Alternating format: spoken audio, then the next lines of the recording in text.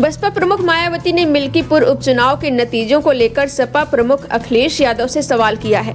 मिल्कीपुर उपचुनाव परिणाम पर पहली प्रतिक्रिया देते हुए मायावती ने कहा कि इस सीट पर बसपा का कोई उम्मीदवार नहीं होने के बावजूद सपा की इतनी शर्मनाक हार कैसे हुई।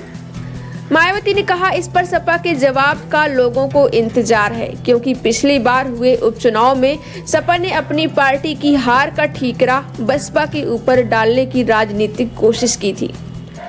एक्स पर जारी एक विज्ञप्ति के जरिए अपनी पहली प्रतिक्रिया में मायावती ने बताया कि क्यों बसपा आमतौर पर उपचुनाव से दूर रहती है और अपने उम्मीदवार नहीं उतारती है। उन्होंने कहा कि उत्तर प्रदेश की मिल्कीपुर सीट पर हुए उपचुनाव में सपा की अपनी सीट पर 61,710 वोटों से करारी हार भी जनता की नज़र इस हकीकत को लेकर है कि बसपा द्वारा चुनावी गड़बड़ी संबंधी आवश्यक सुधार होने तक देश में कोई भी उपचुनाव नहीं लड़ने के फैसले के चलते इस सीट पर पार्टी का कोई उम्मीदवार नहीं था। बीएसपी चीफ मायावती ने कहा कि इसके बावजूद सपा की इतनी शर्मनाक हार कैसे हुई। सपा मिल्कीपुर उपचुनाव में अपनी करारी हार का जवाब जनता को दे, क्योंकि पिछली बार सपा ने अपनी हार के लिए बसपा को जिम्मेदार ठहराकर बचना चाहा था। मिल्कीपुर की हार से उसे यानी समाजवादी पार्टी जमीनी हकीकत की जानकारी हो गई होगी।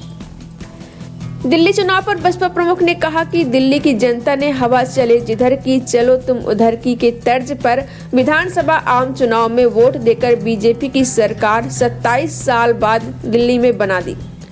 ऐसे में केंद्र की बीजेपी सरकार का उत्तरदायित्व बनता है कि वो दिल्ली की लगभग 2 करोड़ जनता से किए गए जनहित और जन कल्याण के तमाम वादों और गारंटियों आदि को ईमानदारी और पूरी निष्ठा से पूरा करे। मायावती ने कहा, बीजेपी द्वारा वादा और गारंटी निभाना बेहद जरूरी है ताकि आम लोगों का जीवन बेहतर अर्थात अच्छे दिन वाला हो। दूसरे गरीब और मेहनतकश लोगों का जीवन थोड़ा बेहतर जरूर हो सके। बीजेपी सरकार इस क्रम में सबसे पहले यमुना की सफाई और वायु प्रदूषण आदि से मुक्त करके दिल्ली को रहने योग्य स्वस्थ बनाए। उत्तर प्रदेश की मिल्कीपुर विधानसभा सीट का उपचुनाव बीजेपी ने जीत लिया है। भारतीय जनता पार्टी उम्मीदवार चंद्रभानु पासवान ने इस सीट पर शानदार जीत हासिल की है। चंद्रभानु पासवान ने समाजवादी पार्टी की उम्मीदवार अजीत प्रसाद को 61,000 से अधिक मतों से हराया है।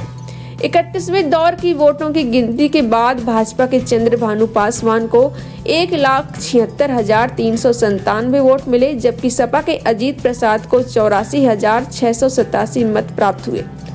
इसके साथ ही इस सीट पर कमल खिल गया।